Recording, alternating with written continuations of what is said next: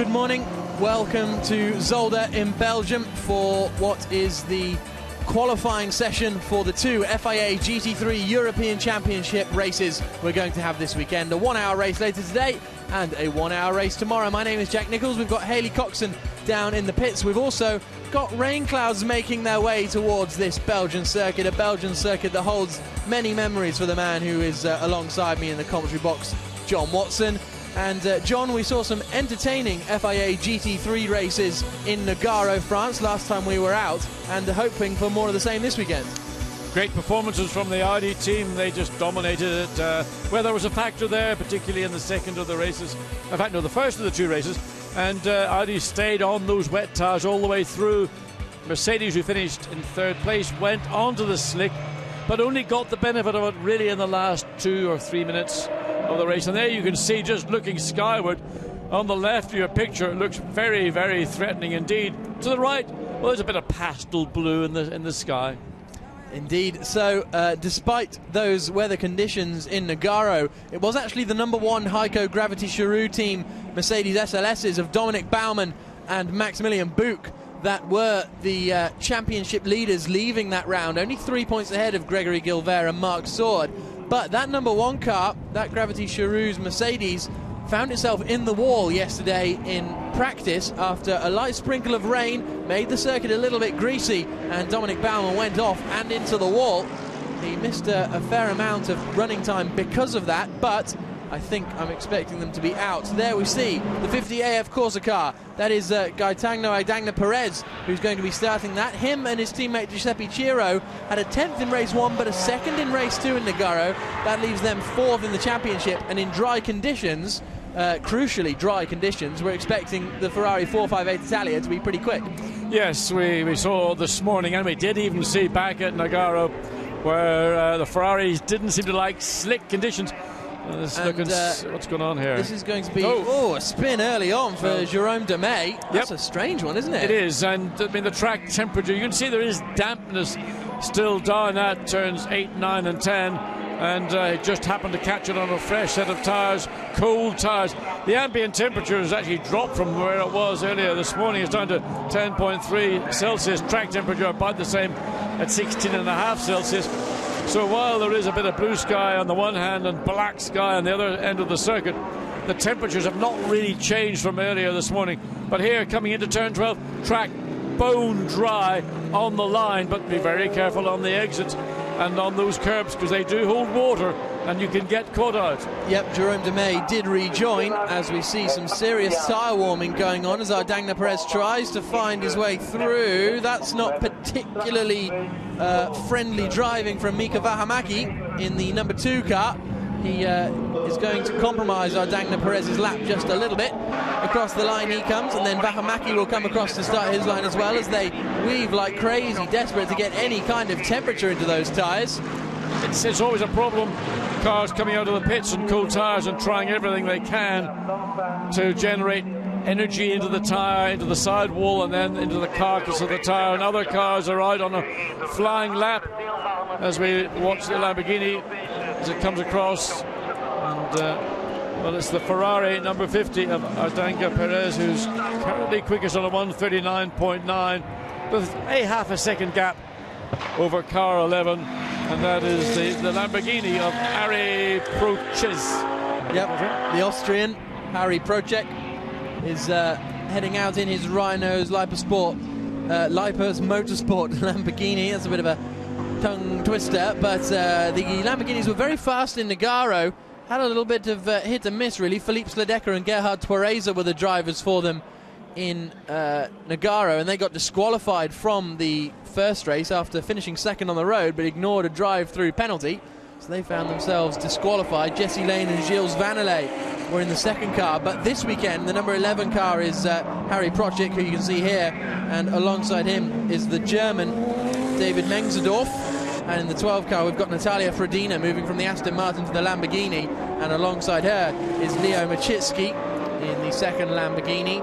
But this is still Harry Procek down into turn 12. Gets a stop nice and nice and quickly through the little kink that leads out towards the back chicane. He's done personal best so far, but Ardagna Perez is still quickest at 1 minute 34.3. Project at the moment, I'm 6 seconds off that, but I think this is going to be an improvement. This will be a quicker lap, but certainly the Ferrari on his second flying lap has clearly found the bite and the grip in this circuit. And he comes across the line 1.4 seconds behind in second place on a 1:35.808. I haven't really seen that many competitive lap times at the moment. It's Ardagna Perez still at the top, but he's got a good 1.5 second advantage at the moment. Across the line comes Cesar Campanico, I think is starting that 14 machine. Then we've got the 16 car, which is being started by Mark Sword. Of course, this first qualifying session decides the grid for the first race later on today, and then the second qualifying segment, I should say, will decide the grid for the race tomorrow, as we see the two Science-Log Racing Audis plunge down into the final chicane and then exit. Is this going to be a decent effort from Mark Sword?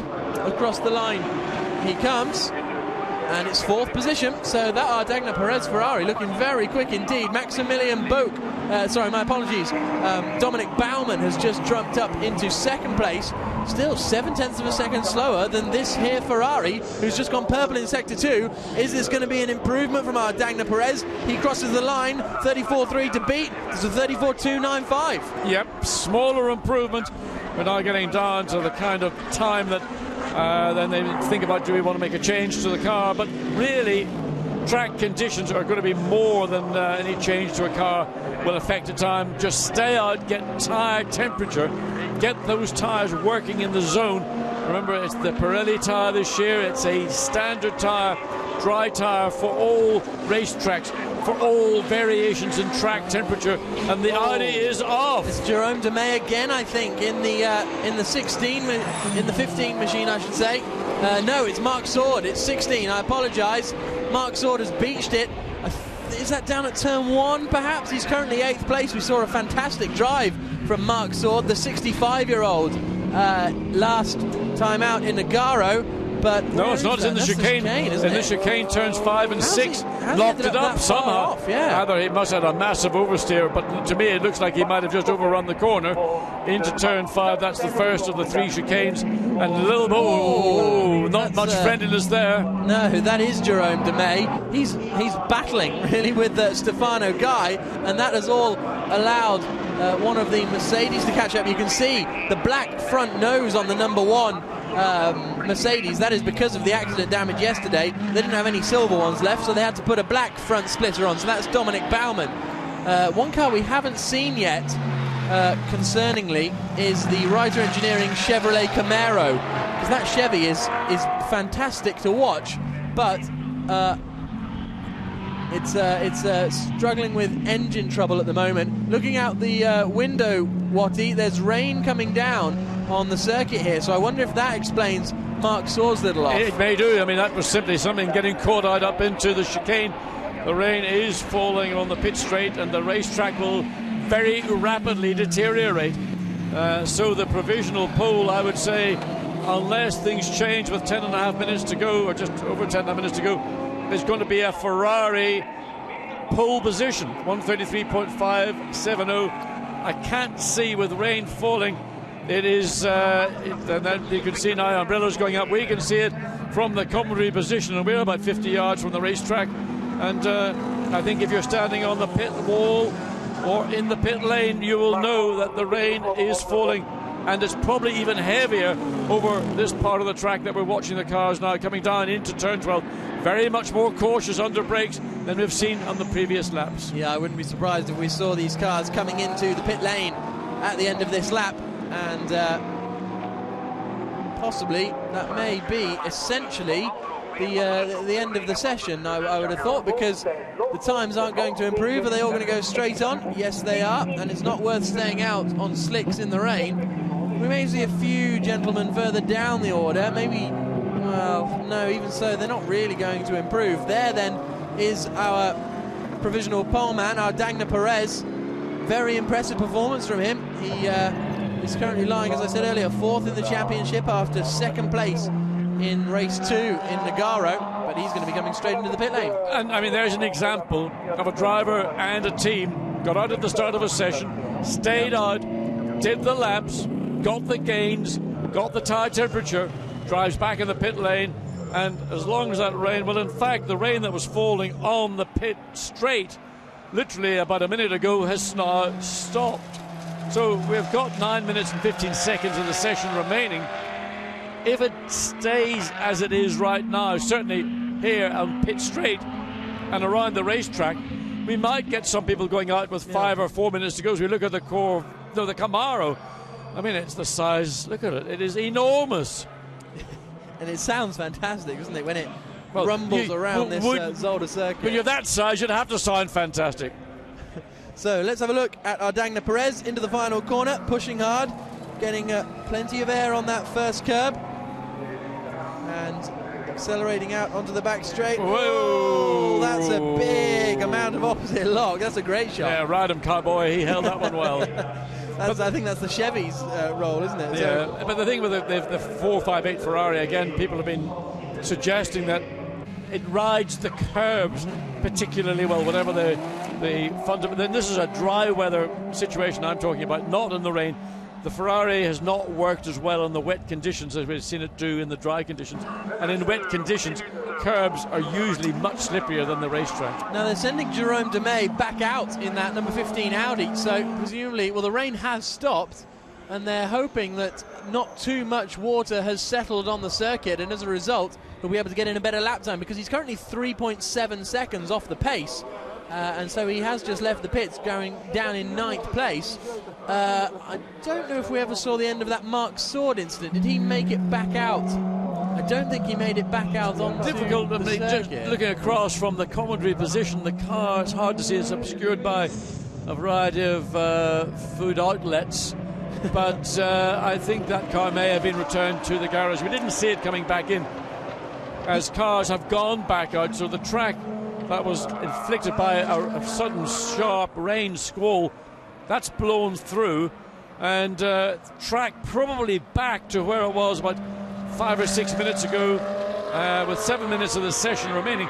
So option for teams to get back out, get the driver to get those tyres up to temperature, do the business, and try. I don't think anybody's going to challenge that provisional pole lap by Ardagna Perez in the Ferrari of 133.5, but everything else is open, up for bids.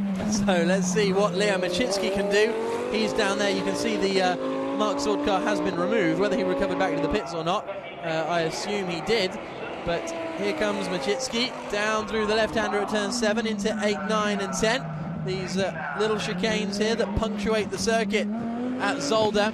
And the circuit might not be quite as quick as it was before, but we never really got into the proper flow of qualifying. We never really got into the proper fast lap time section of qualifying. No, but I mean, everybody's back out on their own slicks, and I would say that the race track looks about 99% of where it was prior to that little rain squall blowing through there. You could see a mixture of wet tyres being prepared, but it is a dry track situation we have got, and just under 6 minutes to go. So time for certainly at least 2 flying laps. Maybe if you're on track, you might get 3 flying laps in. Enough to get tyre temperature, enough to improve your current position. The only person who can't improve is the provisional pole sitter. And that is the 50 AF Corsa car of Gaetano Ardagna Perez. Second place at the moment is the Team Nova driver Audi, Cesar Campanico.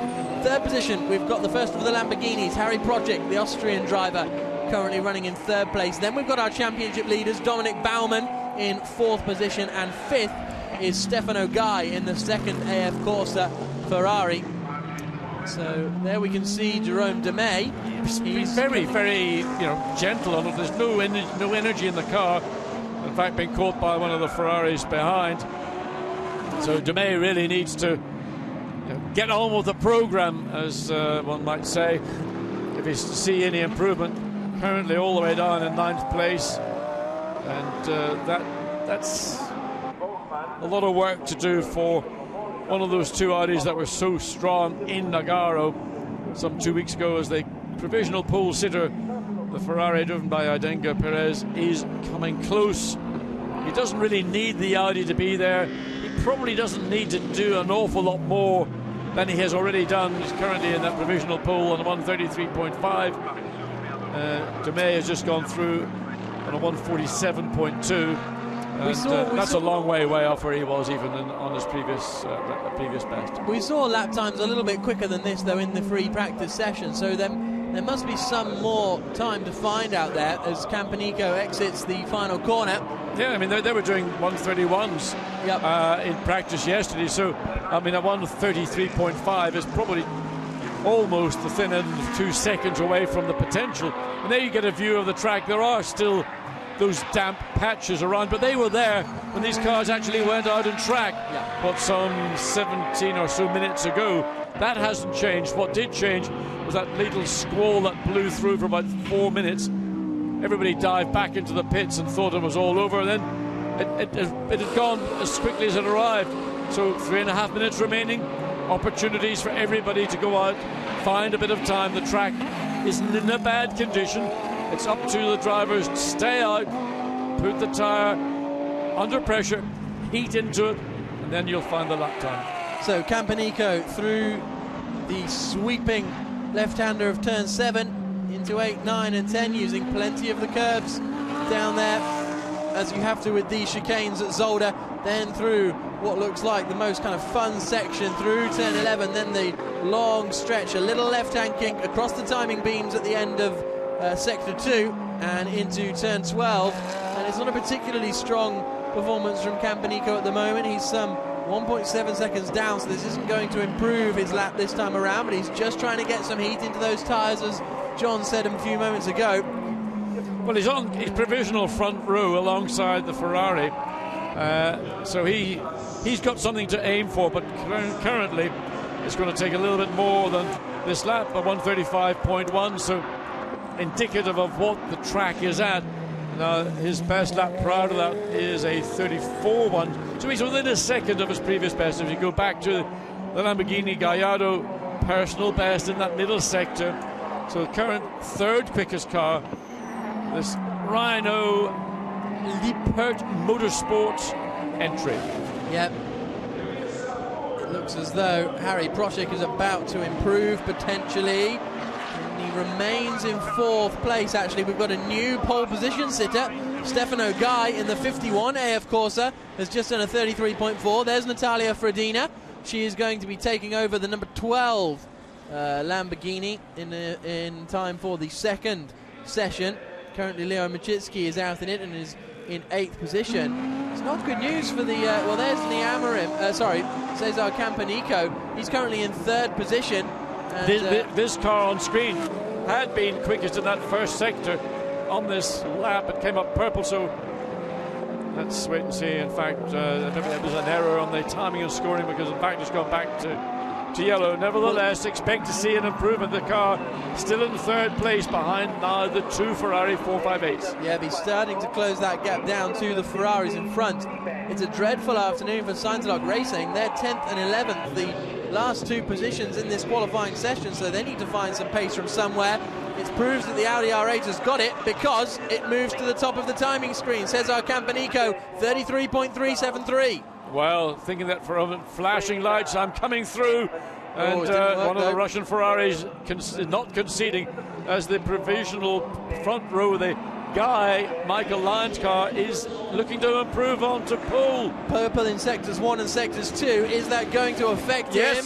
He still takes the pole position at 32.6 by 7/10 of a second. 29.1 in that final sector is half a second slower than Prošek has just done, because Prošek has just jumped up into 2nd place, half a second down. So there's still all to play for.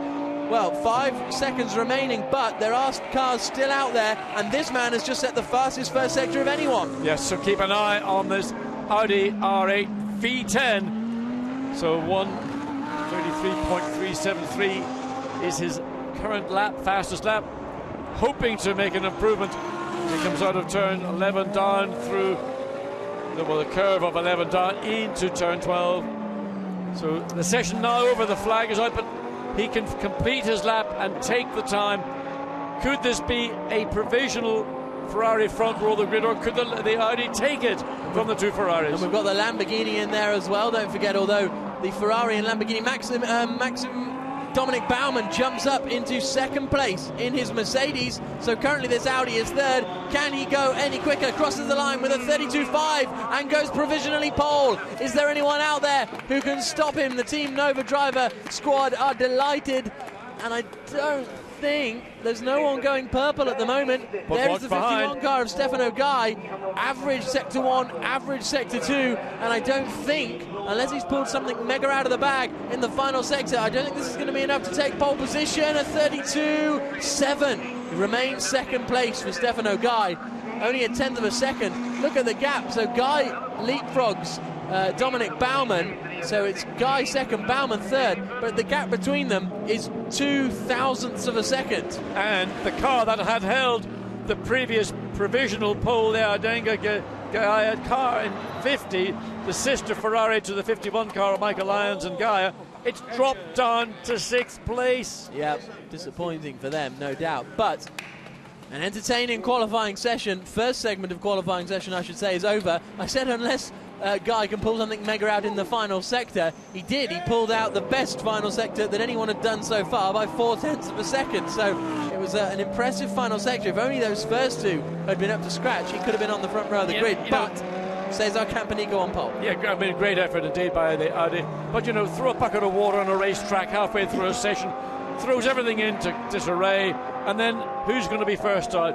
Well, it's not who's first out, it's who gets that lap at the latest point after the checkered flag has been shown, and it is this car, the Audi R8 V10, 132.516 by 0.165 of a second from the Guy Michael Lyons Ferrari in second place. So Cesar Campanico takes pole position. His teammate Nee Amorim is down in the pit lane with Haley. Let's hear from him. Congratulations, Nee. What a great start to the weekend for you. Yes, it's a new car. It's our first time with this car. We are on pole, so I think we can make very good results this weekend. Thank you. And there is the car pulling into the pit lane. And it's interesting to hear that that's a new car then, because they were out in an Audi R8 in Nogaro, but the other Audi R8s in the field, 9th and 10th for Marc Sword and Jerome Demey. Well, I mean, Marc Sword, he went off at turn 5. Yep. We don't know. I doubt he got back out again. He may have had outside assistance. That would have precluded him from going out.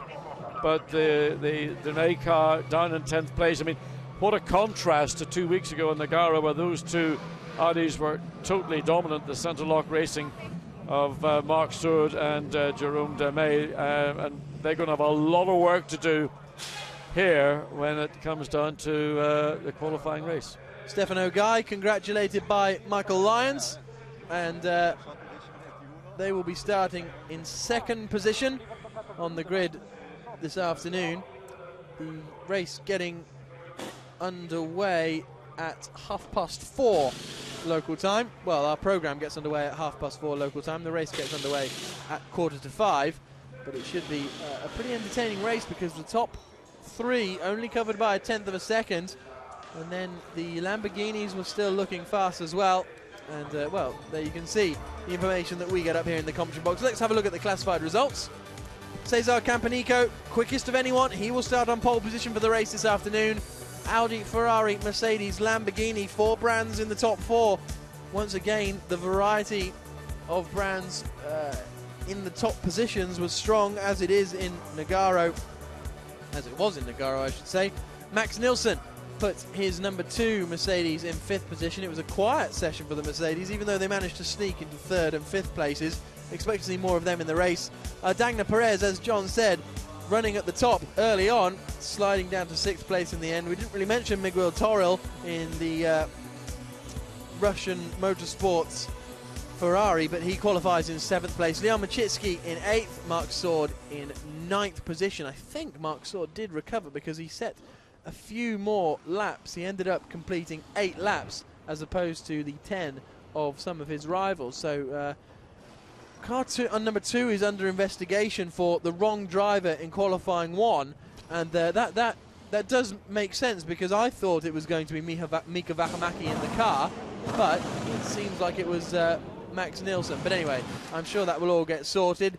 Let's hear from our second place man on the grid for this afternoon's race, Stefano Guy. Congratulations, Stefano. We did think you were going to take pole there, but it was stolen from you just at the end. We can do a pole position easy, but I find 2 cars and my best lap. We have the condition particular because dry rain, and we can take the pole position next race in Navarra because we have the very good balance of the car, and we take the pole position with a 1 second gap between P2. But there is a very traffic, and Michael now can do the best qualifying, and the race for today is very good. Thank you. So Stefano Guy, pretty confident with the car. We did see he went purple in sector 1 and 2, but couldn't quite make it through. Here he is slicing past one of the Russian Audi and then going straight over. Look at that. I mean, he really did clump over those curbs into the... I mean, you have to do that down the inside. Your angle of turn into the first part of the chicane then totally compromises how you go out of the chicane. But the Ferraris, as we have mentioned, in spite of looking aggressive over the curbing, they get away with it.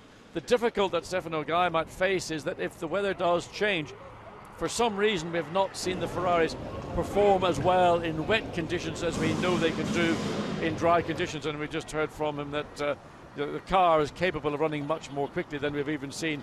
They're not concerned, and all they need to do is get their car into turn 1 ahead of the pole position sitting Audi, and they think they've got a walk in the park this afternoon.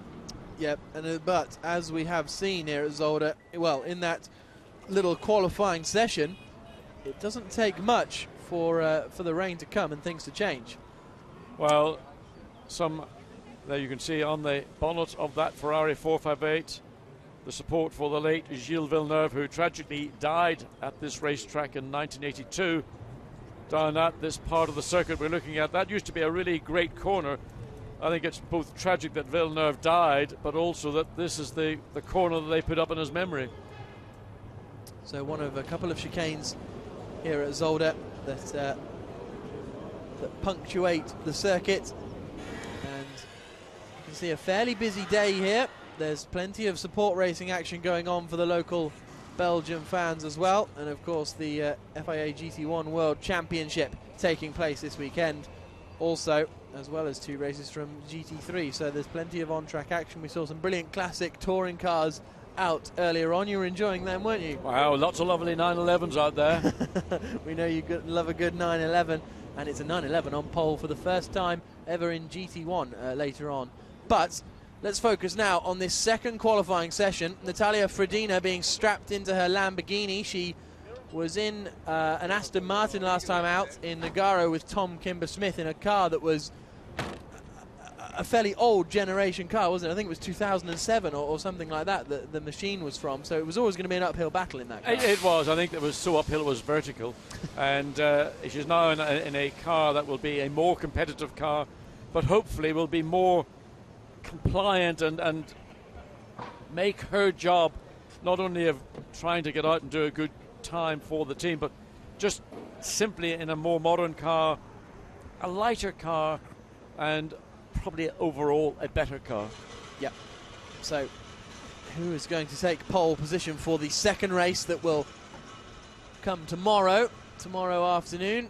And it will be interesting to see, because we've got some quick drivers out in this session, the likes of Max Nielsen, Maximilian Buch, Natalia Frodina, you can see there, Dino Lunardi, who performed very strongly in Blancpain Endurance Series last year in the and also in the ADAC GT Masters with the Alpina.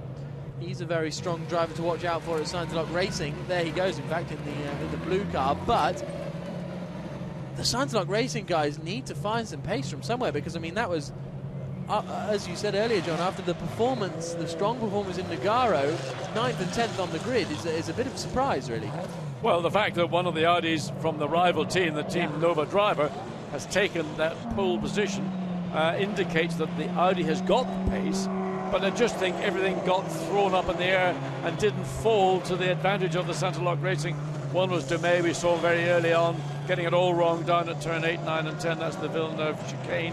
And then Marc Soud, who you would imagine is the sort of the most sensible and predictable of the drivers in this field, got it wrong. Now we think in the case of that car, it got caught out by the rain squall that came in, coming up into turn 5, that's the chicane behind the pit, so the rain probably played its part, but they just lost their balance, they lost their way, and they didn't regain it in the time that was remaining. Yeah, Marc Soud, as you say, a very reliable pair of hands. He's 65 years old from Lyon, but he was racing around Europe in 1974 in Formula Renault, finishing third in the championship that year, racing the likes of René Arnoux, Didier Pironi. He was the 1992 French Super Touring Car champion, so he knows his way around a circuit, does Marc Soud, so it was surprising to see him beached so far in the gravel down there at turns 5 and 6. Here they come through 8, 9 and 10 now.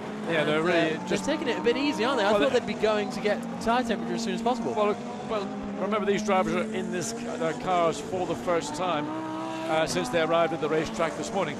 So they don't know what the track conditions are like, and while we know that they have, relatively speaking, dried out again, everybody who is on their exploratory lap is simply just sensing what is the racetrack like and getting a feel for their cars, having not been in them for 24 or so hours. They need to get that tyre temperature build up. We keep banging on about tyre temperature, but it is totally core to the performance of every single car in these two qualifying sessions. The first one is now over. We're watching the second of the qualifying segments. Michael Lyons, the first man to set a competitive lap time then, as he turns into the first corner. It's a fairly late apex. The corner starts to turn quite early on. In fact, Lyons not looking particularly confident early on, and in fact he's going to let his teammate Giuseppe Ciro through and perhaps try and follow him and learn a few bits and pieces from Ciro. Well, they've all been on track, so while some drivers are more familiar with the Zolder circuits, others maybe not quite so committed or confident, but I'd expect Michael Lyons, who's accustomed to racing in cool climates in Great Britain and GT events on the traditional British tracks, will very quickly get that Ferrari up to speed. That's the number 51 of the two Ferrari Corsa AF Corsa cars that we're just watching. This is the second of them, car 50, driven by Giuseppe Ciro, who seems a little bit more comfortable right now as Michael Lyons. Well, both of them are just actually, they're starting to settle into their rhythm. They're just getting into the rhythm, yeah. Yeah. Giuseppe Ciro out in front. He was the 2004 Italian Clio Cup champion. So something a little bit different, a rear-wheel drive GT3 car as opposed to a little front-wheel drive Clio, but nevertheless he's got to grips with it very well indeed, and is going well. Gregory Gilbert actually is the quickest man on circuit in the Scintillating Racing Audi. Indeed it is, and that's pretty much, they were looking now at the times, slightly confusing because the purples came up on the screen, and that wasn't relating to this car, it was relating to the Audi car 16, and we're waiting for that to complete its first flying lap. Currently it's the Mercedes number 1 of Dominic Baumann and Maximilian Buch who've gone quickest, but in fact they've been already demoted 2 places, 3 places, 4, and it's just like a house of cards collapsing as everybody coming across the line has just annihilated the provisional time of number 1 Mercedes.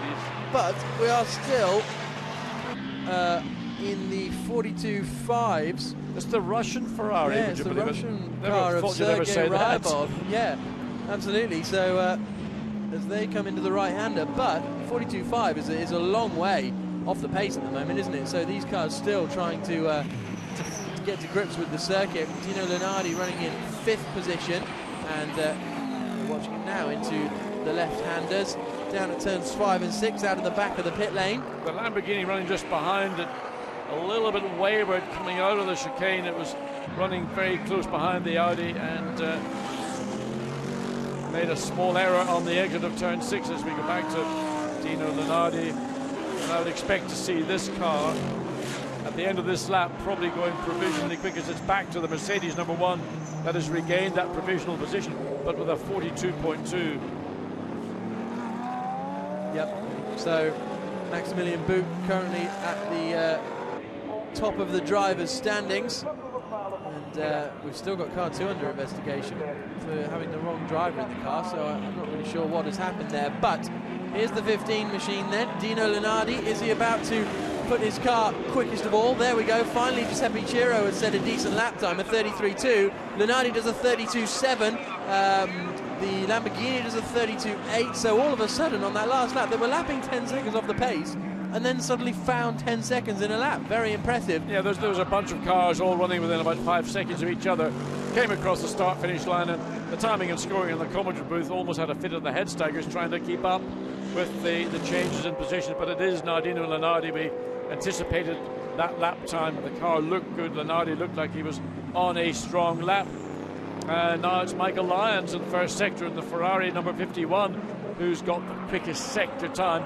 So Michael Lyons currently down in third place in that AF course of Ferrari. Expect to see it move up. It may not even be third, provisionally third, before he gets to the completion. Here comes Maximilian Buch across the line, a 34.9. That's not particularly strong. 7th place, 2.2 seconds off the pace of Dino Lunardi. Michael Lyons goes purple in sector 1. Giuseppe Ciro goes purple in sector 2. Here is Michael Lyons. He's done a personal best in sector 2. Some 0.3 off the best pace, but this could be a good effort. This is going to be a Ferrari provisional. Yeah, they're both first going to and come second. across the line, aren't Going they? to come across the line one after the other, and it's going to be, whether it's Michael Lyons or the other car, we wait to see. It'll certainly be Ferrari fastest, Ferrari second quickest. So Ciro does a 32.1 and Michael Lyons does a 31.9, but then Dino Lunardi does a 31.2. So a very good lap from Dino Lunardi. He has finally got that Science-Lock racing car hooked up. Stefano Guy, after feeling very confident, look, all of a sudden thinks, where did that Audi come from? Hey, where's the Ferrari time? You told us we could blow the doors off everybody. And the Mercedes, very, very agricultural as it came out of corner 10. That's those sequence of 3 corners. Again, lights flashing, looking like it's coming through, and the Lamborghini sort of almost tripping over itself to get out of the way. Slight compromise for that car. So Dominic Buch may well spoil Ferrari's provisional front row lockout. This looks to be a reasonably good lap. Yeah, personal best in sectors 1 and 2. But and Gregory Gilbert has just jumped up into second place. So at the moment it's a Science-Lock Racing Audi 1-2. Can Maximilian Buch do anything about that? Across the line he comes and goes 6th place. Disappointing. Yep, not quite as strong as we were expecting. So at the moment it's Audi, Ferrari, Lamborghini, Mercedes, the top 6. Dino Lunardi ahead of Gregory Gilbert. So why tell me 2 Science-Lock Racing Audis out of it in qualifying? Yep. One right now back on the pace, 31.2 for the Lunardi car, and in fact, yes it is, and the Mark Stewart car, and in fact they've now been displaced by the Ciro Ferrari, so Ferrari are now back onto the provisional front row of the grid. So at the moment it's the Audi of Lunardi, then the Ferrari of Ciro, and the Audi of Gilbert, and then in 4th place actually has just jumped up David Mengsdorf in the number 11 Lamborghini. So Michael Lyons demoted down into 5th position. He had a bit of a sloppy sector 1 on that last lap, so that's why he didn't improve. Personal best for Giuseppe Ciro in sector 1 in the number 50A, of course, of Ferrari, and also a personal best, and even quicker actually for Gregory Gilbert in the 16 Audi. So this is pretty much a 4-way scrap, I would say, for pole position. We've had personal bests for this car that we're watching now. Maximilian Buch down in 9th position at the moment, throws it into the final corner. This car, of course, as I mentioned earlier, was in the wall yesterday, so they've lost out on a bit of running. What's this lap time going to be? It's going to be a 32.3. Only moves them up to 7th place. I think Gravity Charoux's Heiko Motorsports are going to be a bit frustrated with this. There's Natalia Frodina. She's done her personal bests in sectors 1 and 2, 35.7 and a 40.7. Can she close the gap to 10th place? She remains 11th and doesn't improve that time, I don't think. No, 49 point. Sorry, that was her best lap, but still 18 seconds away from 10th place at the moment. I thought it might have been an improvement for the Ferrari driven by the young Russian lady Natalia Fredina, but it didn't appear to be the case. So that's... Gilbert goes quickest. Sorry to interrupt you there, John, but Gregory Gilbert jumps to the top and Dino Lunardi follows him across the line to remain in second position, so Audi's back on the front row. Yeah, I mean, what can you say? Scintillating Racing, all went wrong for them in first qualifying for today's race, and all of a sudden they're back where they were in Nagaro, dominating. And look at the 14 car. Pole position for race 1 is currently down in 9th place in the hands of Nee Amorim. So we've only got 0.8 of a second covering the top 6. So it is still pretty close out there when we've still actually got 9 minutes remaining. So there's plenty of time for things to change in this qualifying session for the second race of the weekend in FIA GT3. But that lap time, 1:31.1, is fractionally quicker than they were doing in practice yesterday. Probably getting close to the ultimate potential for the GT3 cars, but a strong run from Scintillating Racing. Ferrari, this is the third place car of Adenga, Perez and Chiro, so they need nothing on the timing and scoring to indicate that they've found that pace. So a bit of head scratching going on from the Ferrari team. He's backed off on this lap, I think, Chiro, just to I think he had to get past Natalia Fredina potentially on this lap. So now he's going to come across the line, nail it, and see what he can do. We've had a personal best in the middle sector for the 11 Lamborghini, but he didn't improve in the end. Here is our second place man, Dino Lunardi, best of anyone in sector, and he goes fastest, best of anyone overall, 0.2 of a second, 2.5 tenths quicker than his teammate Gregory Gilbert. So Lunardi moves to the top of the timing screens with a 1:30.919 to move him 0.4 of a second clear of third place man Giuseppe Chiro. So, and Chiro's had a pretty poor first sector, actually, a 29.7. So that's not looking like this lap will be particularly strong. It's personal bests again for Maximilian Buch in the number 1 Mercedes Heiko Motorsport, but personal bests aren't really going to do it. How far up the order can he climb? It's a very good sector 1, actually, I would say. This could be a strong performance from Buch. Has he finally got himself into the rhythm? Across the line he comes. Sixth. Not what they want to be. No. I mean, what we're seeing right now is the benefit of track conditions at Zolder being the best they've been all day. We had GT1 qualifying and they had to deal with a wet track going to dry, and they only got onto those slick tyres in the final segment of their 3 segments of qualifying. But for GT3 it's been effectively dry through both sessions, albeit for one brief moment when we had a squall come through. But now track conditions are just about as good as it can get, and if you can get tyre temperature in low ambient and low track temperature conditions, that's always when a racetrack is quick. Yeah, definitely. So there is the 11 car of Mengsdorf still lapping. He improved on that last lap to a 31.7, but not enough. But Giuseppe Chiro has just crossed the line to move up into second position provisionally, so he has split the Audis. Lunardi, Chiro and Gilbert, the top 4. Now car number 16's fastest lap has just been deleted for exceeding the track limits down there at turn 9, so maybe Chiro didn't improve, but Gilbert's lap time was deleted and that dropped him down to third. And that part of the racetrack down at the chicane, which is the Villeneuve chicane, if you shortcut turn 9, which is extremely easy to do because all it is a bit of flat concrete painted to represent a curb, well, you will be penalised. Buch really struggling. He's quick in sector 1, but not quite so in sector 2. Another man who's very quick in sector 1 is Dino Lunardi. We're watching him now. A 28.981 in the first sector, 33.1 in the middle sector, but he's still on to improve, I think, if he can hook it all up in this final sequence of corners. Dino Lunardi has a 0.4 of a second advantage at the front of the field at the moment. In he comes into the final corners, turns 15 and 16, and is Lunardi going to extend his advantage at the front of the field? His current time is a 30.9. This is a 1:30.4. Great lap from Lunardi, and he now has an 0.8 of a second advantage. Well, 0.7 of a second advantage, because Gregory Gilbert has just jumped up into second position. Mika Vähämäki has been off and then back again down at turn 3 apparently, so the Mercedes really struggling.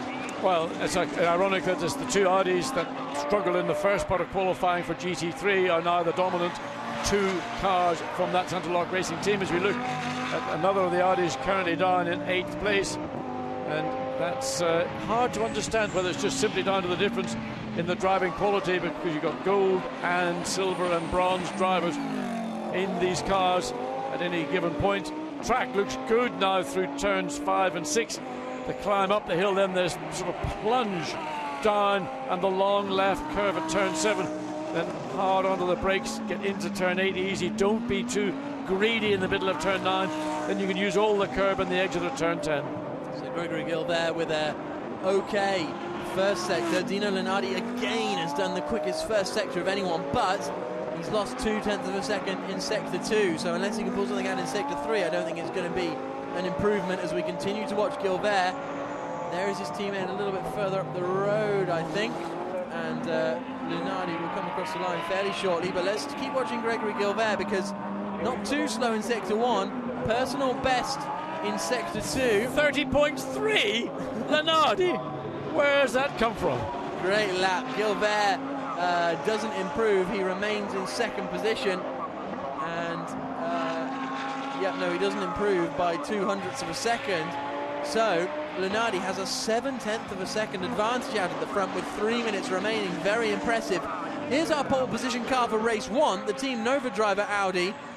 Nii Amorim 2 seconds off the pole position at the moment, so he's struggling with that a little bit, isn't he? Well, we saw yesterday in practice the quickest lap by a GT3 car was a 31.3. We've now got an improvement by over a second to a 30.3.9 minutes within a full second. So the GT3 cars are really now working, and it's these Audis and this particular car driven by Dino Lunardi who is just lap after lap picking up time. And this one, he's got a personal best in the he's got an average time in the first sector, nothing special in the second sector. He's probably now peaked out in terms of the potential this car has got on this particular set of tyres. And two Ferraris ahead, one looking like it's about to start a lap and another getting in the way of the other. It was actually a Lamborghini going past one of the two Ferraris. And Lunardi into the pits, 2 minutes remaining, and they will be very happy indeed with the performance by Dino Lunardi. Provisional pole, hard to see anybody taking that away from him. Yep, Dino Lunardi, the reigning ADAC GT Masters champion in that Alpina last year, pulls into the pits, happy with his morning's work, and he'll still have to do some work this afternoon when he takes over from Jerome Demey, albeit starting a little bit lower down in the field. So Dino Lunardi is on provisional pole position, and I can't really see him being beaten. Gregory Gilbert is in second position on the grid, provisionally. Third then is Giuseppe Ciro. Fourth position at the moment is the Lamborghini of David Mengsdorf. Then fifth position we've got Maximilian Buch, so he's managed to make his way up into fifth, dropping Michael Lyons down to sixth. And Lyons was someone we were expecting to be up there with Giro and the like, but it hasn't really come together for him at the moment. I mean, in many respects, to me, that's maybe one of the surprises of this session, that the Ferrari 51 of Michael Lyons not further up the field. Buch about to come across the line. Can he nick fourth position? No, he can't. A 31.763, 700ths of a second Buch needs to find if he wants to make himself up onto the second row of the grid, and he's got one more lap to do it. Who is this? 51 is Michael Lyons. So we were just discussing him. What's his first sector like? Poor. Well, 0.8 of a second off. Yeah, it's only off the ball. It's nowhere near what he needs to do. What Michael Lyons has to do is find a way from the third row of the grid. Second row of the grid may be marginally achievable. I don't think there's performance in the car. You see it under braking, just moving around, maybe braking into turn 12. So Michael Lyons behind the wheel of this 51 AF Corsa Ferrari. He's backed off. That's it, and the flag is coming out in 15 or so seconds from now. Yeah, is he going to try once more? He's cutting it very fine if he is. No, he's not. Straight into the pit. So yeah, I thought he was. It's unusual to back off that much that early, because normally if you're coming to the pit, you come in as quickly as you can. Yeah. And maybe I thought he was going to sort of try and do one last lap, just get across the line before the flag came out, but he's in the pit lane. So into the pits he comes, and he is going to have to be happy with 6th position on the grid for the race later on today. Gregory Gilbert has just crossed the line and didn't improve on that last lap. Now, still out is Giuseppe Ciro. I think he's timed it well so he can complete the lap, but his first sector is a good 0.8 of a second slower than what it needs to be, really. So I don't think it's quite come together for Ciro as he descends the hill. He may have to be happy. Well, if he can pull it all together, he may still be able to get onto the front row of the grid, which I think would be an achievement. He's done his personal best in sector 2. He only needs to find a 10th or so. So Giuseppe Ciro heading down into the final chicane. He's got Natalia Frodina in front of him. And he needs that like you know what, because he'll probably overrun the car on the exit of the corner. Sticks it out wide. And Natalia didn't have a clue. I mean, she could have been driving in Moscow traffic and wouldn't have known the car was there. Across the line he comes, and it's still 3rd position, 31.8. So in the end he was 0.6 of a second slower than he needed to be. And I'd be surprised if he lost all 0.6 in that final corner. What was quite interesting, just watch this again. Ferrari clearly much quicker in the corner, but when Natalia gets her size 4s on that throttle pedal, it accelerates as quick as the Ferrari. So Dino Lunardi will start on pole position for tomorrow's FIA GT3 European Championship race. There is Gregory Gilbert, 2nd place on the grid for Gregory, and Lunardi was still out there, still lapping. So he was definitely enjoying driving that Audi. What on earth happened to the scintillating team in the first session, we will never know. Well, I just think they just lost the rhythm. This car was spun earlier in the session, and we saw Mark Stewart and the sister car go off at turn 5. And when you lose that whole rhythm, Jerome Demey was in the car when it spun off early. And Demey is the bronze driver where Lunardi is the gold, so this is the star in a sense. So Demey, you maybe just felt lacking in confidence, not able to get the temperature in the tyre, so therefore make the commitment. So it's an all Audi front row, as it was for the second race in Nogaro a couple of weeks ago. Ferrari 458 Italia 3rd on the grid are Dagna Perez and Giuseppe Ciro. And this, of course, will be started by the 2nd driver you see in this list, because this is the grid for tomorrow's race. So Maximilian Buch in 5th position, the reigning champions, Heiko Motorsports, currently topping the championship, but struggling a little bit today, but they tend to be able to pull it all together in the race. 11th place, Leon Machiski and Natalia Frodina. Torel and Ryabov will start in 10th place. A good qualifying session. 7th place for Maliv and Kirill Ladygin. So that's going to be good news for them. We didn't see much of the Russian Motorsports Ferraris last time, but they've managed to sort it all out now. As we see Giuseppe Ciro, 3rd place on the grid, making their way back into the pits. Let's hear from a very, very fast Dino Lunardi. He's put it on pole for tomorrow's race. Dino, congratulations. What a weekend it was for you in Nogaro, and it's looking like this could be your weekend too. Yeah. I'm very happy about this post position because after Nogaro, where we were very, very slow because something was wrong on the car, because like I said, the car was completely new, and the team received the car just 1 day before the race. So all the teams Interlock and my engineer Charlie Boracho works a lot on the car. I think they found the problem, and this is the very good thing for us to show to everybody we are competitive, and we are able to catch a pole position like that. Thank you. So Lunardi looking for back-to-back championships, winning ADAC GT Masters last year in the Alpina, has moved to the Audi R8 this year and has put it on the pole position for the race. He's going to have a lot of work to do later on when he takes over the car from Jerome Demey, unless of course Demey has done a sterling job early on, which is more than possible, because I think it was, as John said, just a case of not quite getting in the zone. Yeah, I mean, and the factor that we can't anticipate is what's going to happen over the next number of hours, because the weather here in Belgium is very much like the weather over Northern Europe right now. It's unpredictable. There are range squalls all around, and a driver loses confidence when suddenly a rainstorm comes in. A car just suddenly feels undrivable, and all you want to do is drive into the pits and say, the car's rubbish, fix it. Well, it don't work like that. You've got to stick with what you've got. And for the bronze drivers, let's say the gentleman drivers, as opposed to the gold, who are the professional drivers, that's the worst type of scenario. The only thing worse than that is a 24-hour race in the middle of the night when it rains.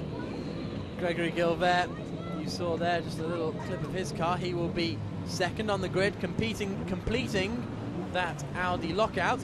Of course, the Audi domination continues here in GT3, whereas it has been stopped a little bit in FIA GT1. Let's hear from Giuseppe Ciro. He is going to be starting third on the grid for tomorrow's race. He's down in the pit lane with Haley. I helped him. Giuseppe, the Ferrari seem to be at a good pace here today. I'm very happy.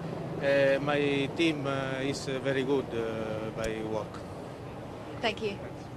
Well, you know, get the old English-Italian. I think it's difficult when you haven't got a fluent English understanding. And he said all the right things for the team. But basically, the Ferrari is a supercar. We know it's competitive.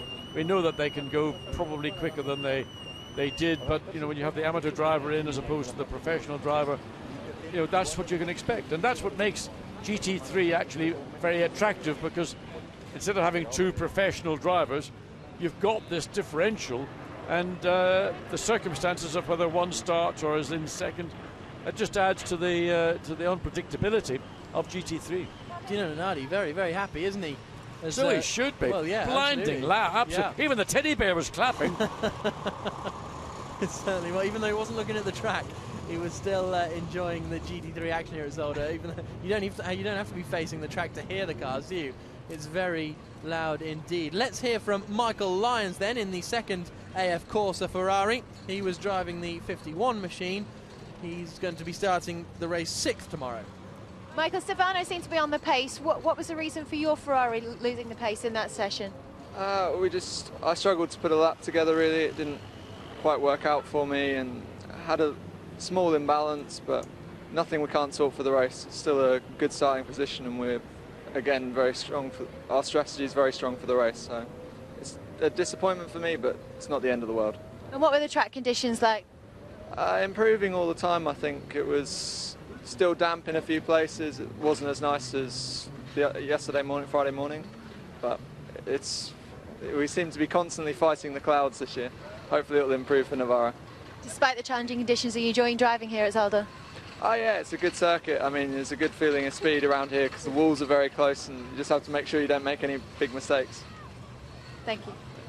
Nice to see Michael Lyons wearing his BRDC Rising Star patch on his red overalls, and was the British Racing Drivers Club based at Silverstone are supporting lots of young drivers in their formative phases of development, and Michael, one of the beneficiaries of that, and prominently wearing that Rising Stars identification. Yep, it's great to see the BRDC helping out the young drivers, and Michael is certainly creating a bit of a career for himself in GTs. So the crowd gathered, but Scintillating Racing struggled early on in qualifying one. A couple of spins for them, and they will start right down the back of the field for the first session. And it was also a spin for the number 4 Ferrari there in that first session of Miguel Torrell, and there was the spin for Mark Sword, which we didn't expect. No, that came just at the point when the rain shower came through, caught out Mark Sword going into turn 5. The Ferrari goes bumpity, bumpity, bumpity over the curbing on the entry and the exit to turns 5 and 6. But it was the Team Nova driver Cesar Campanico who took pole position for the first race later on today. It was perfectly dry for the second qualifying session, and all of a sudden Scintillating Racing managed to get their act together. Dino Lunardi, massively impressive, setting some fantastically quick lap times to take pole position by 0.7 of a second. But there's nothing that Giuseppe Ciro could do to stop the Audi domination. We've got the GT3 first race coming up later on today. I hope you can join us for that.